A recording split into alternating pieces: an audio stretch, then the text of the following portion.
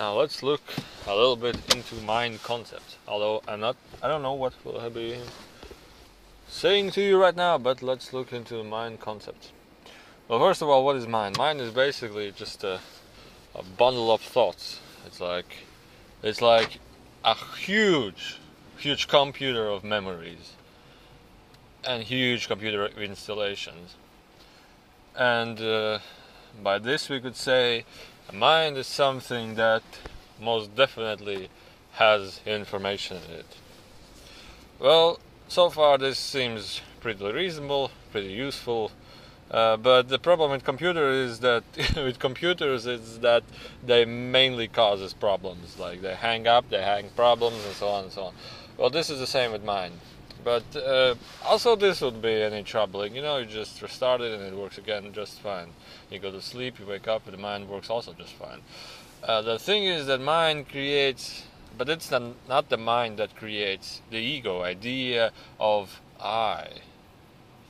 And also, that isn't so much the problem of the I that am. But in combination with memories and the I that am, it causes the identity.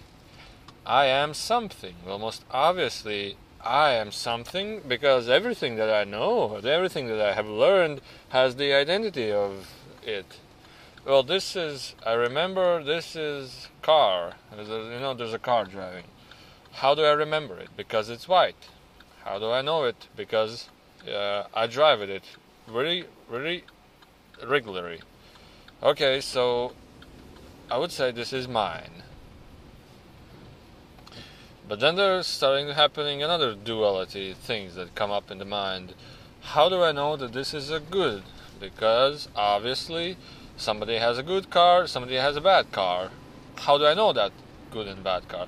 Because somebody said to me, well, this is not good, or this is good, or this is not good. And then I start to find myself having troubles in deciding what is good and what isn't good. And it keeps on going infinitely. Good or bad? Now, I want to ask you a question. How can you tell what is good and what is bad? What is the mind process that wants to tell you what is good and what is bad? Well, basically, these questions most of the times come, and most of the times are most intense, where you have to choose between something, and you have doubts, and you want to know what is good, what is bad. Well, basically, in order to create such an idea, for you to have such doubts, you need to have also, again, the idea of good and bad. So basically, everything you need to know about making a human, mind troubling is by creating the idea of that something is good, something is better, and something is not good. Then you have the idea of comparing. But let's look, for example, in nowadays, how everything is being sold is like, hi, the new Vanish Super Action cleaner. Obviously, nothing is interesting right here. Mine doesn't have any dots. Well, basically, if somebody has like strong attraction to something that is new. But what it does, it protects your children from getting infections or whatever.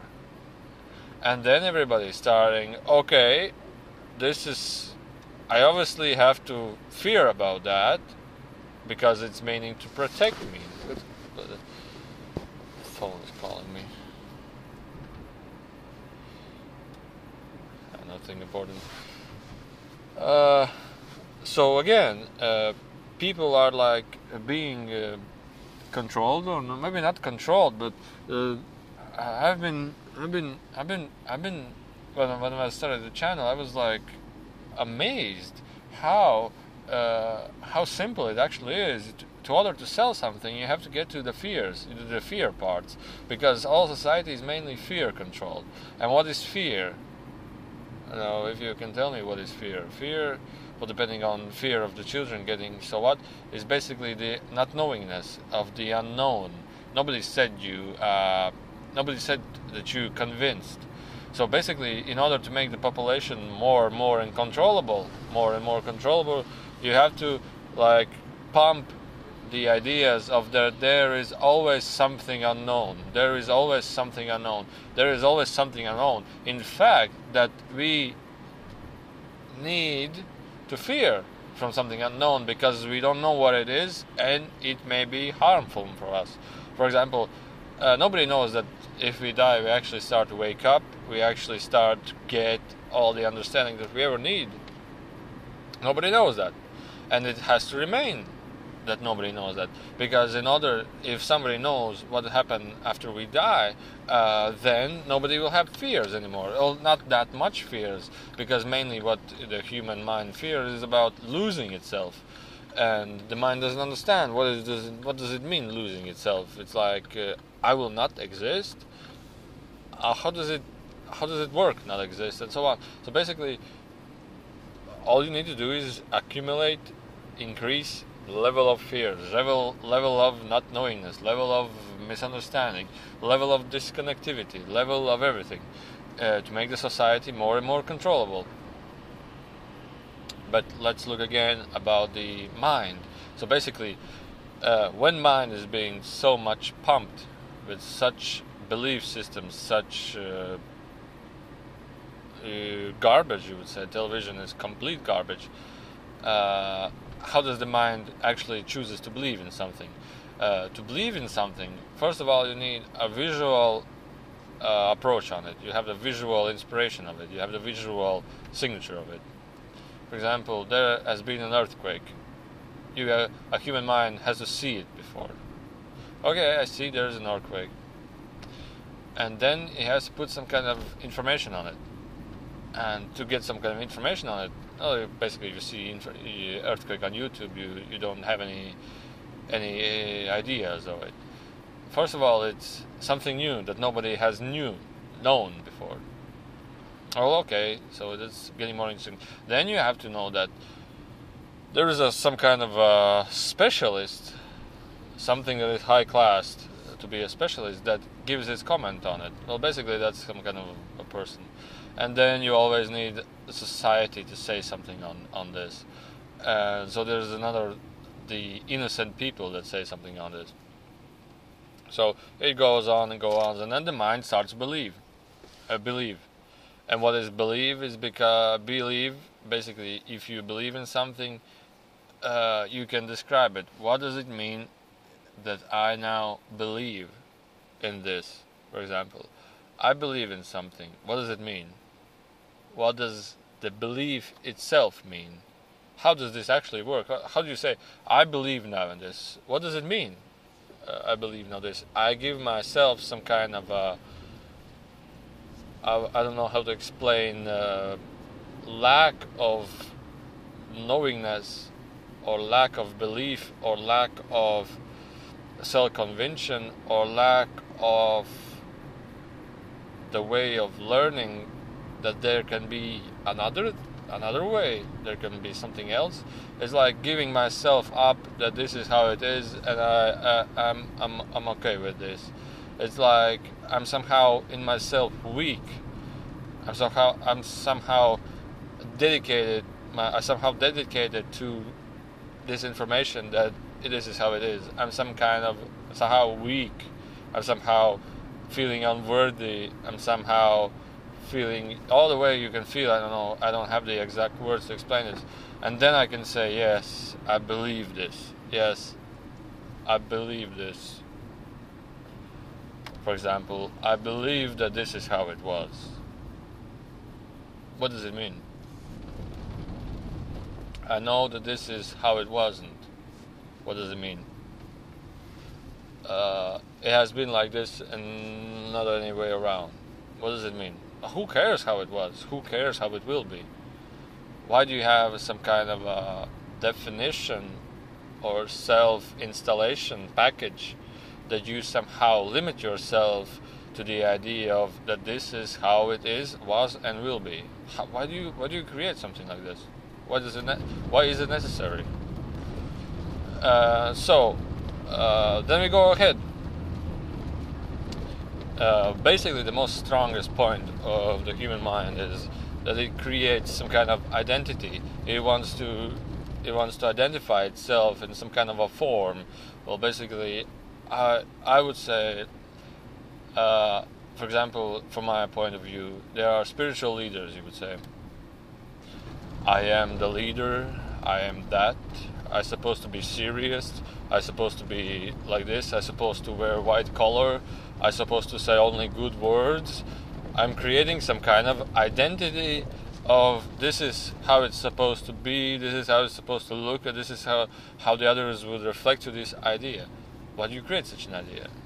I am a mother, I have 2 children, I'm supposed to go to work, I'm supposed to take care of them, and then I watch on television that the other mothers are giving to their children these and these tablets, these and these pills, this and this and this and this and this. I have the fear that I will not be a worthy person. I have a fear that I will not be a worthy, how do I say, spiritual, whatever. I have a fear that I will not. Who is creating these identities? I would say, who is this that creates such forms? Who is this that makes me fear in these ideas? I would like to find out. Well, basically, it's a mind process. Everybody is saying like, you need to stop thinking. You need to. It's the ego. It's the la la la la la la. Okay, I'm thinking. I'm stopping thinking. I'm about to stop thinking. Who is this I that thinks that I need to stop thinking? Well, obviously you don't see him. But sometimes you go to the window. Well, who is this? This is that. This is my body. This is my hair. I'm a secretary. I'm working in a huge company. This is the I. No.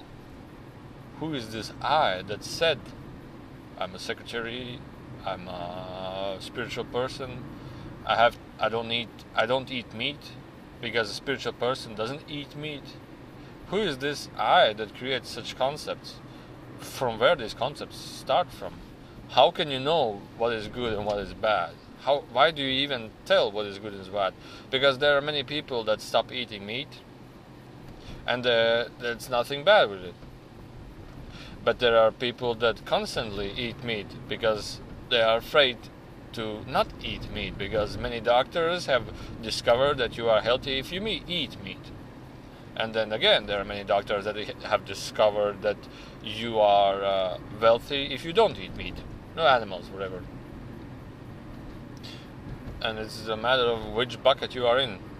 But still you're inside a bucket. So again, let's go. I don't know actually why I'm talking all this, because I want to express myself. I want to say this, I want to say this. For example, many people are like reading thousands of books, and they are accepting this to be true. For example, anything. If you don't eat meat, you'll be unhealthy, or if you eat meat, you'll be unhealthy. You'll have physical problems and whatever. And then there are problems with the mind. Many people have this, that they read the next book. Okay, I'm having problems of this idea. Then they read another book, another problem, and another book, and another book, and another book, and another book, and another book.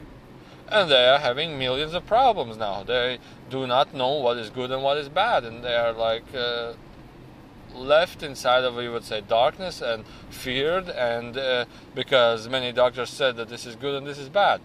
Well, basically, let's look at the doctors right now. Many, I would say all doctors, all scientists are creating this nonsense just because they want to get some money out of it. So create some scientific research program that's being sponsored by any kinds of whatever they are. And for example, a medicine, the medicine, they would definitely want to sponsor some kind of a doctor who says that eating meat is bad, eating animals is bad, and they would also sponsor somebody that says eating vegetarian food is also bad, to create the duality, because if you create duality, there are two sides fighting against each other, and basically what they are fighting of is the health. And the health is our mainstream sales. So, for example, it's not. I'm not saying like this is how it is. It's like almost everywhere there's business interests, and almost I would say everywhere business interests are the successful most are dominated by those who know how the mind works and how to control the mind. It's like it's nothing hard to do that, nothing tough or nothing impossible to control the humans. It's just a matter of methods and the reasons why you need to do it. And basically the reason is money. But what do you need money for? Well, this is a good question. You need money because actually you don't need money, but you supposed to need it because you think you need it, because you're being pumped with fears that if you don't have it you'll be unworthy in any way. I will not pay my taxes, I will anything you can imagine of. But the thing is that to create the need for money, you have to create the deficit for the money. So if you create deficit for the money, it's like the money is never enough. You create the need for it, and to create the need for it, you have to create this deficit. It's like the money is really less, the deficit, and to create the deficit, you basically need to have that somebody always has more. Somebody always has more, making you feel, oh, I don't have enough, and this creates the deficit. He has more, he can buy a car, he has a beautiful car, he has a beautiful house, no problem, life is so good, I can do whatever I want. And people starting to get the idea of deficit. And this is the main reason for the money to be valuable, is because you create this deficit. And to create this, and when you create deficit, it's just the idea. Somebody has completely lots of money. It just creates the way of control. Again, you are like a donkey.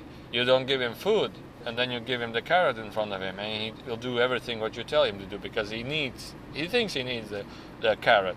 It's basically, look at yourself also. It's like